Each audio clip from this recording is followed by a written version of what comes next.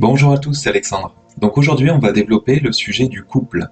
Donc le couple qui est en fait un lien tout simplement qui nous permet d'expérimenter l'amour à différents niveaux et notamment sur le côté physique. Enfin, ça va jusqu'au côté physique. Alors je parle du couple dans le sens de relations à moyen long terme, hein. Je parle pas des relations rapides où on ne va parler que de sexe. Alors sur un côté plus spirituel, ce sont des relations qu'on a déjà programmées avant de s'incarner et qu'on a choisies avec d'autres âmes avec lesquelles on souhaitait vivre certaines expériences, donc pour expérimenter.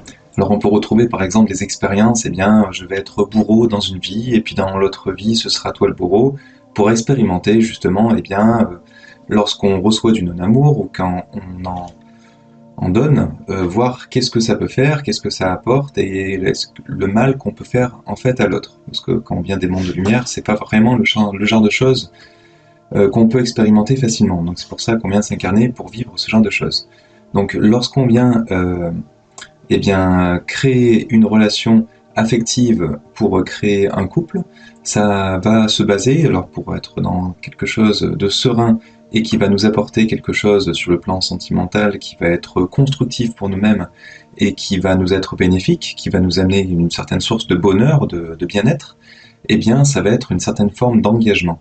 En fait, les deux personnes vont se compléter, vont s'attirer, vont se trouver quelque chose que en l'autre soit qui leur ressemble et qui nous plaît parce que ça nous reflète des choses en nous qui nous plaisent, soit au contraire ce sont des choses que l'autre vibre, des choses que l'autre vit en fait et qui nous attire parce qu'en fait on sent la personne en face va être complémentaire par rapport à nous et pour pouvoir nous apporter des choses, alors nous apprendre des choses, mais c'est aussi quand on va vivre en tant que couple, et ben l'autre va pouvoir s'occuper de certaines tâches, ou en tout cas faire certaines choses que nous, on ne pourra pas faire. Donc après, bien sûr, il y a tout ce qui est forme d'attirance physique, etc., mais c'est pas forcément des facteurs importants pour le bien-être sur le moyen long terme. C'est plutôt des choses qui vont nous attirer immédiatement, mais c'est plus des attirances physiques. C'est notre corps, notre mental, ou l'astral en fait qui va en fait nous attirer l'un à l'autre par rapport en fait à juste une image en fait que l'autre va projeter et qui va simplement correspondre à des facteurs de beauté qu'on a ou qu'on nous a inculqués. Mais après pour aller plus loin, et c'est là où en fait on commence à rentrer dans une forme d'amour plus ou moins sérieux, c'est que justement il y a des atomes crochus qu'on vient justement dénoncer. Alors lorsqu'on va rechercher un partenaire, il faudra faire aussi attention pour avoir une relation le plus durable possible à ce que la personne en face eh bien, ne nous apporte pas quelque chose que nous on ne pourra pas du tout fournir. Si c'est par exemple sur le côté financier ou sur en fait le logement, ou ça peut être beaucoup de choses, tout simplement parce qu'après il y a une certaine dépendance. Et si vous arrivez dans des formes de dépendance, vous arrivez aussi plus ou moins dans une certaine forme de peur et qui peut vous amener en fait à une certaine forme de soumission. Et là, c'est là où on arrive sur des formes de relations de couple qui peuvent être eh bien, soit ambiguës, soit qui peuvent être nocives l'un envers l'autre.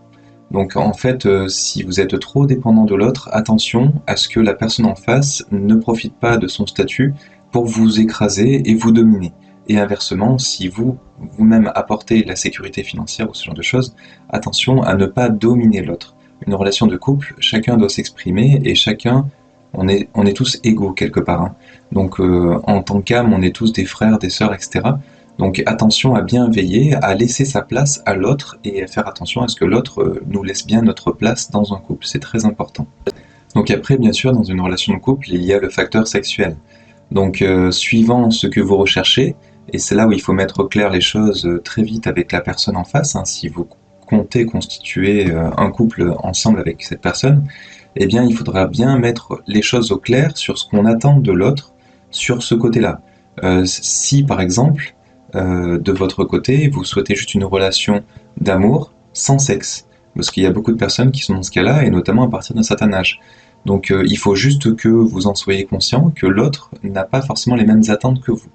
Donc à un moment donné, et il faudra rapidement y venir, il faudra expliquer à l'autre que ce que vous recherchez déjà, quel sexe vous recherchez, qu'est-ce que vous recherchez chez l'autre sur le côté physique, Et du coup, après, derrière, il faudra aussi mettre les choses au clair sur les attentes que vous avez mutuellement en termes de sexe.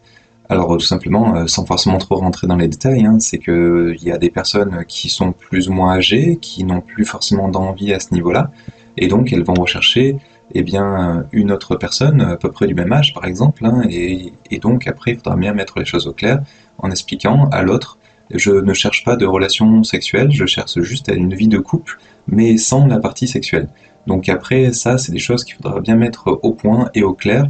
Il y a aussi des personnes, même plus jeunes, hein, qui ne cherchent pas du tout de relations sexuelles.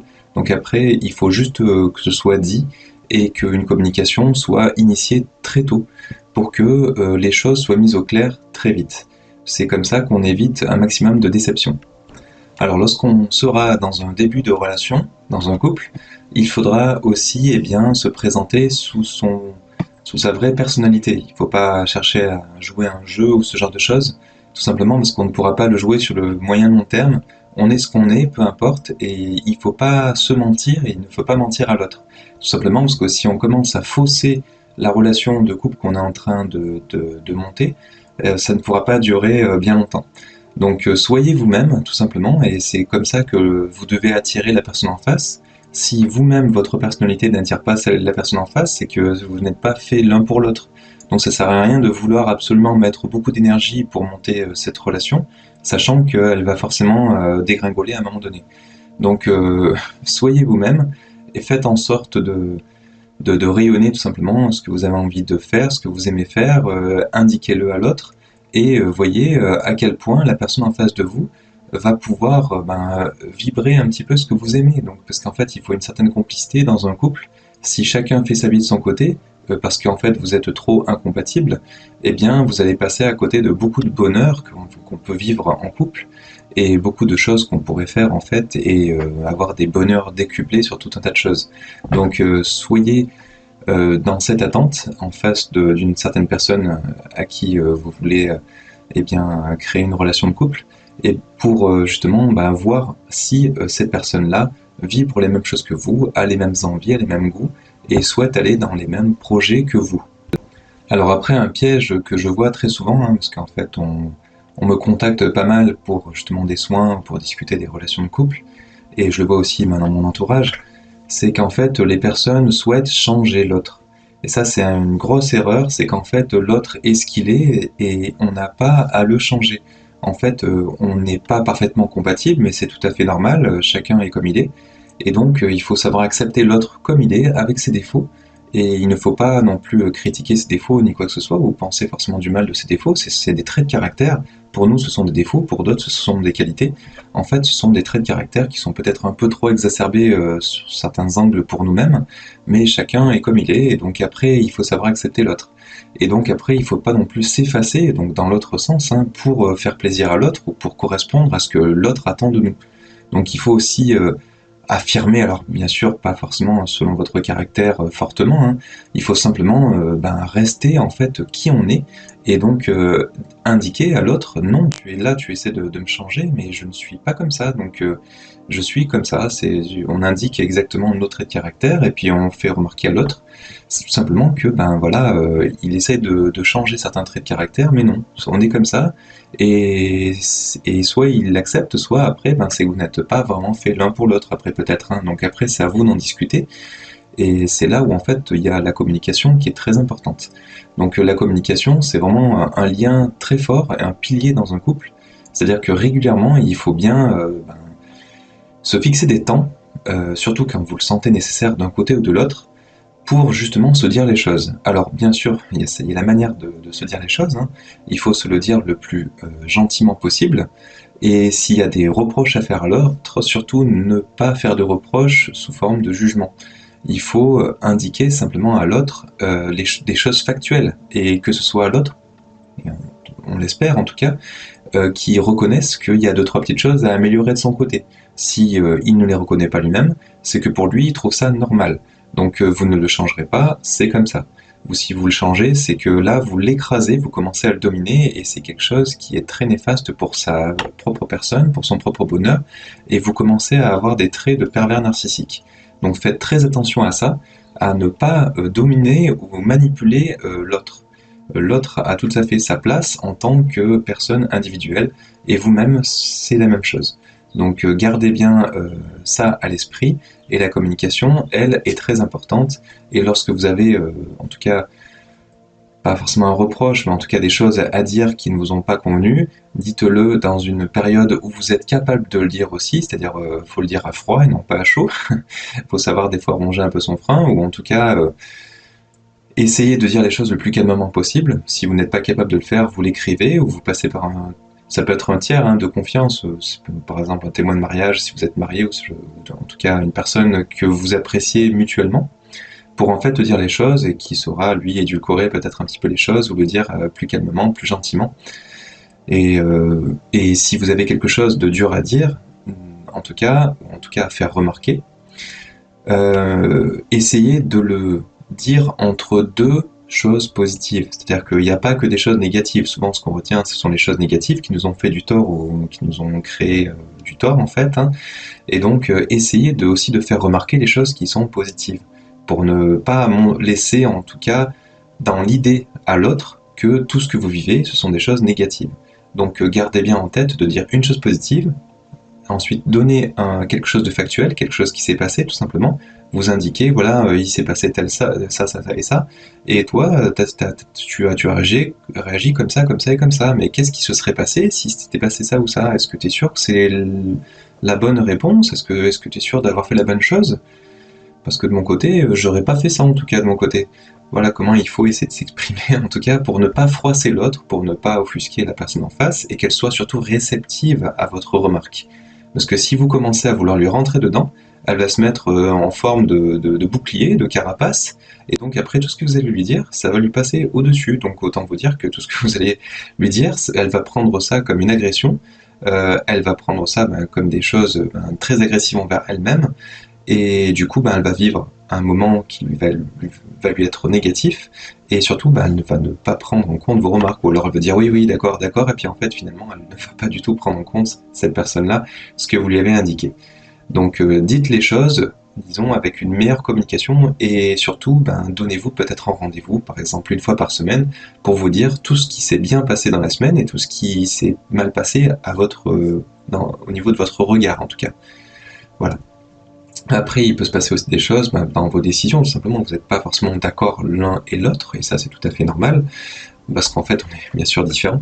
Donc à ce niveau-là, il faut aussi savoir écouter l'autre, ça c'est quelque chose de très important, et ensuite parler. Donc gardez un temps de parole à la personne qui est en face, et vous gardez un temps de parole pour vous-même. Et si vous n'avez pas assez de temps de parole, vous le dites, vous le signalez, sans vous énerver.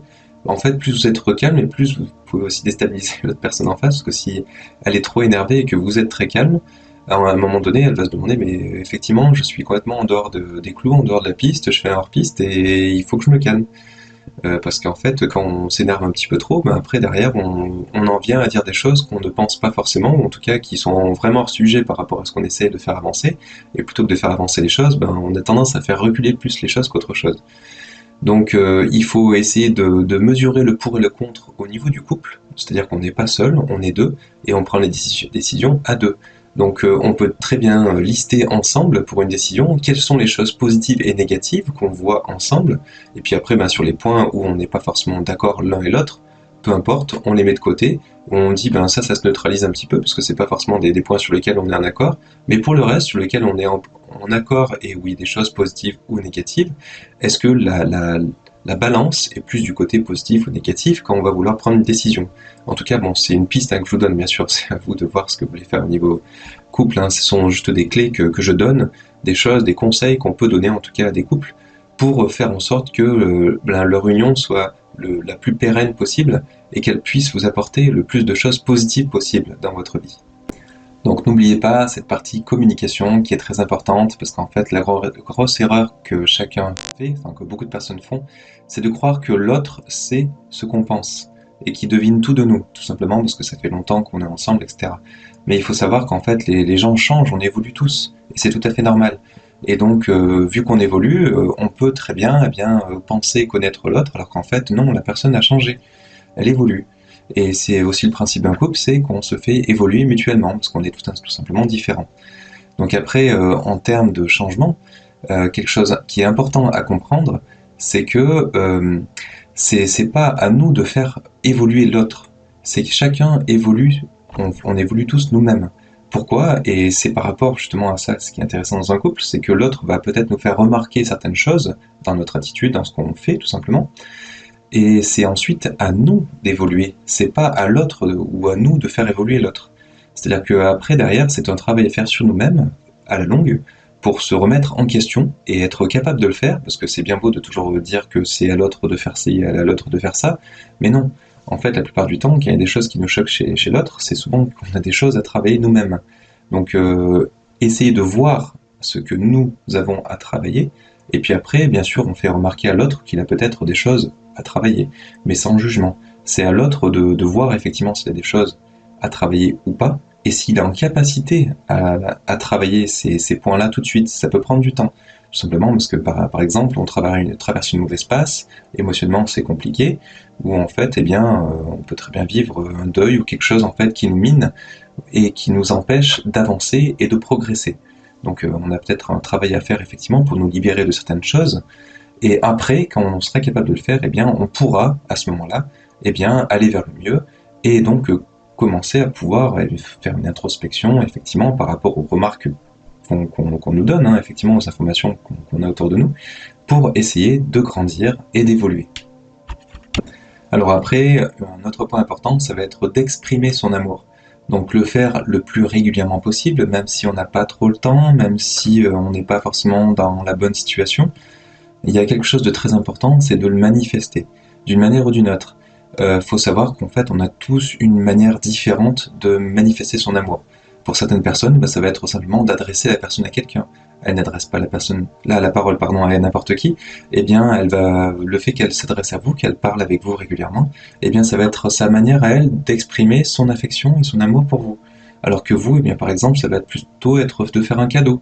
Et le fait de ne pas en recevoir en retour, mais peut-être que vous n'allez pas vous sentir aimé. Et c'est là, en fait, il faut bien aussi rentrer dans une forme de communication, et pour vous montrer à quel point c'est important, parce que vous êtes peut-être aimé sans vous en rendre compte, tout simplement parce que la personne qui est en face de vous ne le manifeste pas de la même manière que vous, en tout cas pas de la manière que vous attendez. Donc c'est pour ça qu'il est important de se dire les choses, et régulièrement. Peut-être qu'à un moment donné, si vous commencez à en souffrir, n'attendez pas d'en souffrir trop, parce que peut-être que ce sera trop tard. La personne en face, peut-être qu'elle en souffre aussi, vous ne vous en rendez pas compte, et avant qu'elle vous dise je vous quitte pour quelqu'un d'autre parce qu'en fait je sens que tu ne m'aimes pas, eh bien il y a peut-être un travail à faire en amont. Donc vous en êtes peut-être à ce stade-là. Donc faites attention aussi, un couple n'est pas forcément tout le temps pérenne, même si on pense qu'il est pérenne. C'est pas parce qu'on est marié qu'on ne va pas divorcer à un moment donné ou que les choses ne vont plus aller. Donc pensez bien à ça, de vous dire les choses.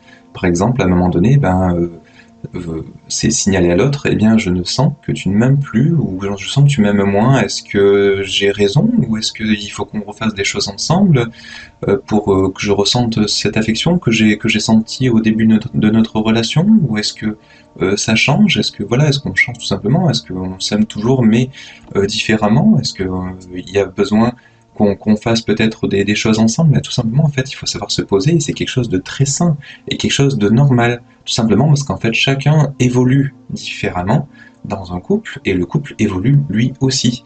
Donc après, le couple lui-même doit s'adapter par rapport, en fait, à l'évolution de chacun, et c'est à vous de faire évoluer ce couple au fil de l'eau. C'est-à-dire que si vous changez du tout au tout, ça veut dire que le couple, il faut qu'il suive. La relation change elle aussi.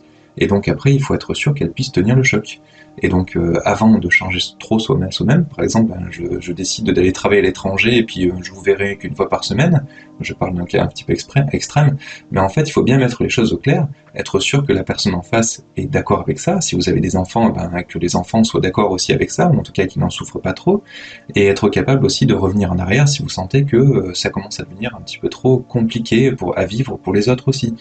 Donc c'est pas parce qu'on a vraiment envie de gagner de l'argent que il faut oublier la relation de couple, la relation d'amour et de sentiment qu'on a aussi dans un couple ou en tout cas dans un foyer. Donc n'oubliez pas ça, d'entretenir en tout cas cette flamme, d'entretenir cet amour, et de vous définir aussi entre vous comment est-ce que cet amour va s'exprimer.